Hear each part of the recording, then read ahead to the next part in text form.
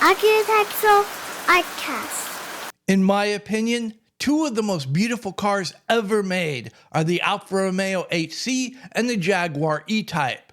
Now, I'm not talking about performance, maintenance, or reliability. I'm just talking about them as art, things to look at.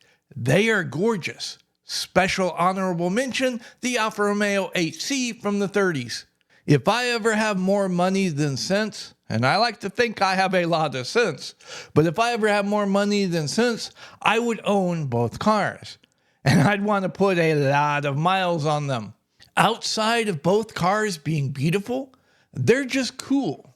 In particular, that Jag E-Type is really cool. What's cool? Beats me, but I know it when I see it. There are certain names that are just automatically associated with cool. James Dean, Steve McQueen, and Jaguar. There's always been something special about Jaguar. Elegant and sophisticated, but yet a little bit naughty, a little bit edgy, but not dangerous. Jaguar is the boyfriend that all your friends are shocked and scandalized when they find out you're dating, but you can still take them to meet the parents. Jaguar's the boyfriend who wants to make out in the shadows out in the garden while the party's still going on. But the moment you say, okay, let's finish this later, they will immediately help put you back together to make sure you look presentable before you go back into the party. If you all hadn't guessed at this point, I like me some Jaguar. And that's coming from somebody who's primarily a classic American car guy. But hey, you got to acknowledge the British had something special with Jaguar.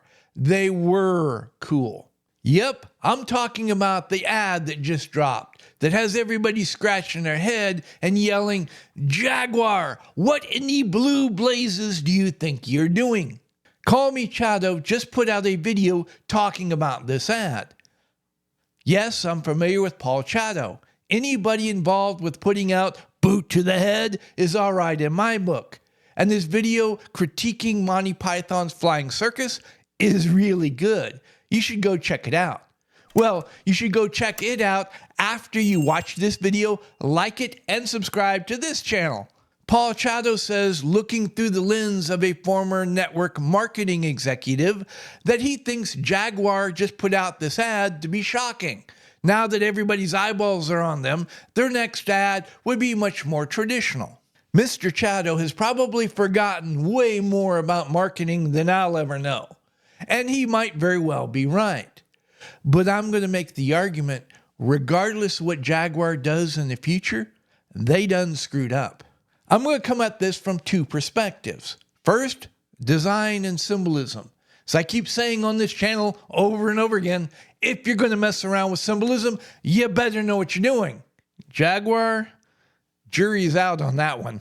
The second perspective, a failure to read the room, a failure to understand who buys Jaguars and why they buy Jaguars.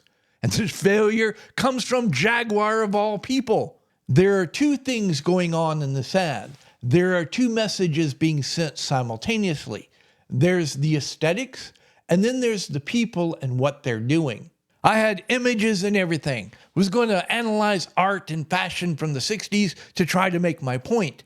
And then I realized Austin Powers perfectly illustrates what this ad is trying to do. Juxtapositioned, oversaturated primary colors that often clash, exaggerated stylized fashions. The Jaguar ad is almost a parody of Austin Powers. Ironic, seeing how Austin Powers is a parody in of itself. The ad is trying to evoke our memories of the 60s, granted in an exaggerated, stylized manner. Now, in defense of Jaguar and the criticism, this isn't a car commercial, I would make the argument, yes it is. Jaguar is trying to evoke our memories of what many would consider the golden age of Jaguar, the E-Type, etc. It's subtle, but it's there. The second message, y'all have to know a little history to get the reference. But if y'all know the reference, it ain't exactly subtle. We have a blonde person with a distinctive hairstyle, wearing orange, holding a sledgehammer with the words, break molds. The famous Apple Macintosh commercial from 1984. We have a blonde woman with a distinctive hairstyle, wearing orange, carrying a sledgehammer. She runs into a room and throws the sledgehammer through a screen, symbolizing an act of revolution. The ad was a symbol of the beginning of the home computer revolution, completely changing society forever.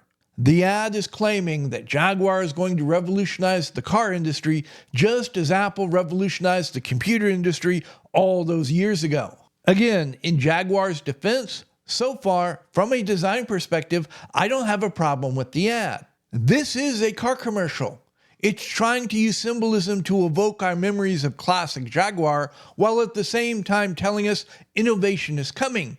They're trying to say, we're not going to forget about our past as we move into the future. There's one major caveat. This commercial may be too esoteric, too experimental for a mass market marketing campaign.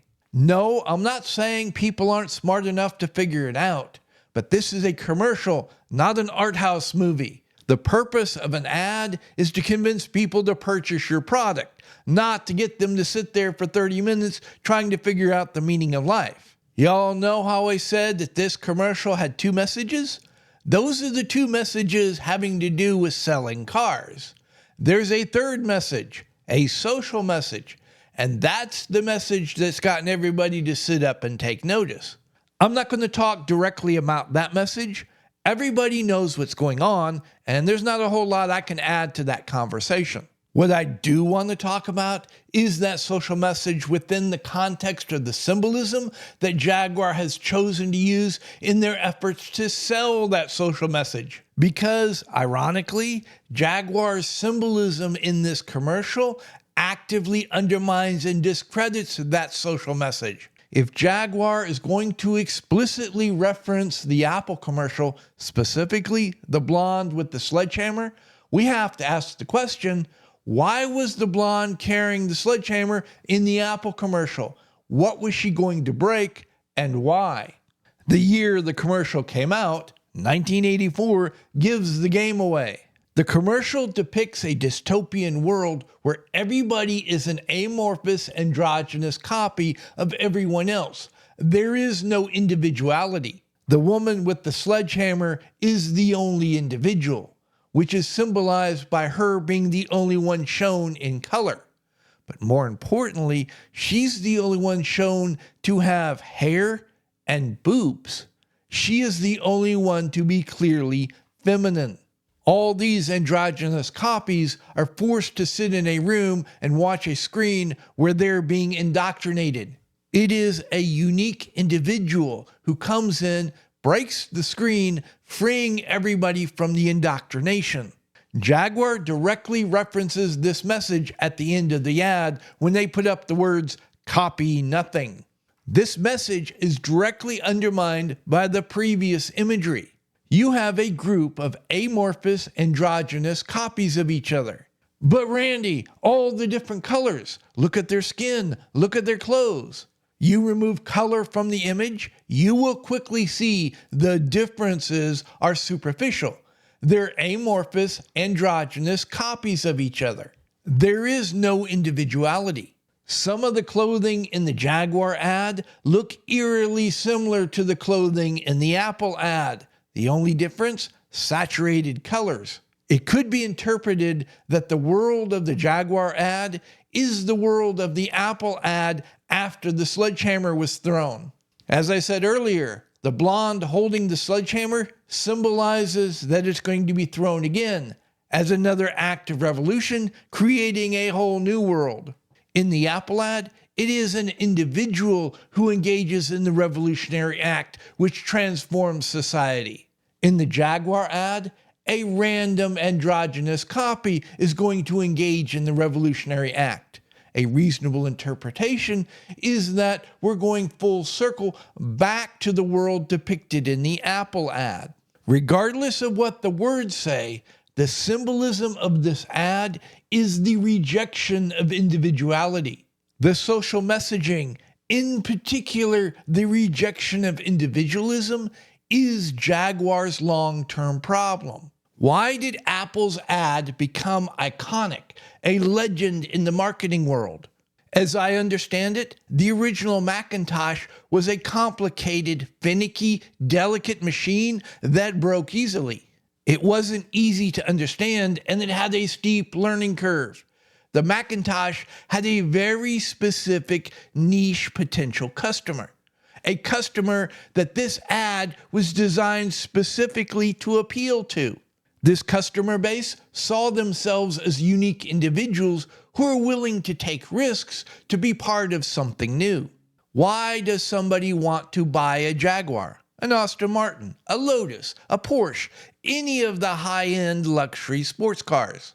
Is a $30,000 car better than a $10,000 car? I think most people would say, yeah, more than likely. The $30,000 car is going to have better build quality, better materials, better reliabilities, more amenities, more safety features.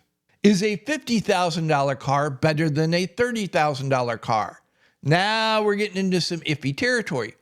Things become dependent upon which two cars we're talking about and what priorities you have when you evaluate these cars. Things have become much more subjective.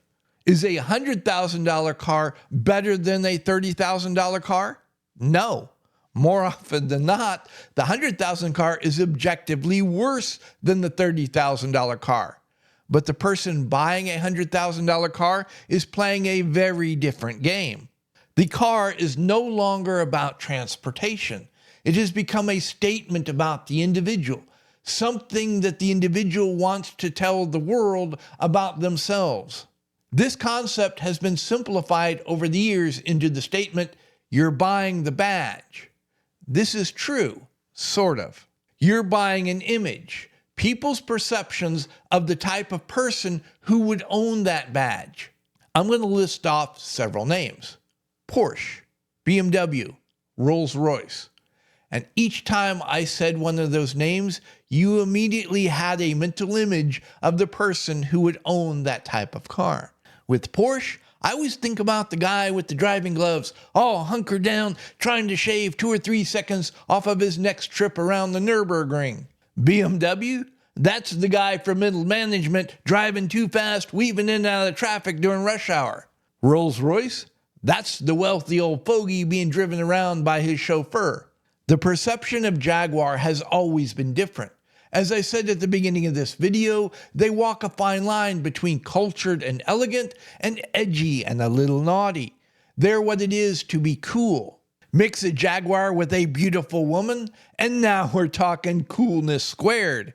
The type of person who would buy a Jaguar tends to be someone who sees themselves as an individualist and wants the world to perceive them as being cool. Jaguar's new edgy video ain't cool. Wagging your finger at the audience, lecturing them about how the world should be, ain't cool. But Randy, it's the right message. It's the message we need to hear. It still ain't cool.